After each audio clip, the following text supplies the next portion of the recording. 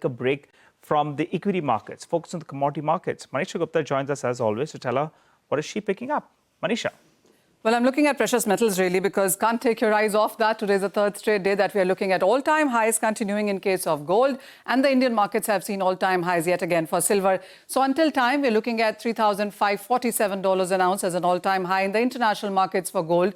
And with that, it's 35% up in 2025 till time. There is a support to flight to safety, and that is what we are seeing in many of these precious metals, the way the money seems to be churning in here.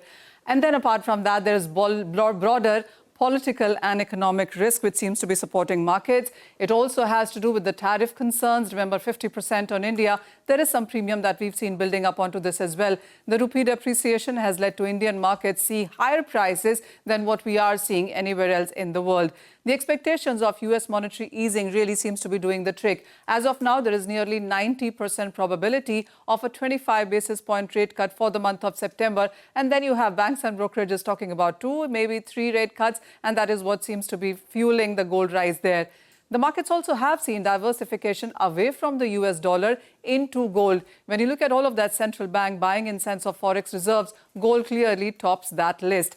The support also seems to be coming in from the dollar index, which is trading at a 5-week close. Most of these commodities are dollar denominated, and the decline in dollar and treasury yields also has been quite supportive there. So it's not just about gold really, because silver prices in the international markets also are trading near 14-year highs. So if gold has gained up by 35%, you have silver up by nearly 41% in this year until time.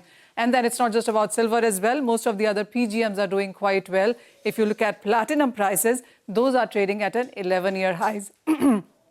Pardon me, and platinum prices have actually outperformed overall precious metal prices. We have seen gains of 57% onto that one on a YTD basis. Well, where is gold headed from here is a big question that the street seems to be working with right now. We have a report from Standard Chartered overnight, which is anticipating that the prices could be headed to $3,700 an ounce by the end of this year. You have 36 and 3,700 kind of levels also coming in from Citi and Goldman Sachs, and then it is about 3650, 3675 is what JP Morgan and Bank of America seem to be putting out in sense of forecast. So even as we're trading at 3550, it is about higher highs in the fourth quarter of this year that the banks seem to be working with.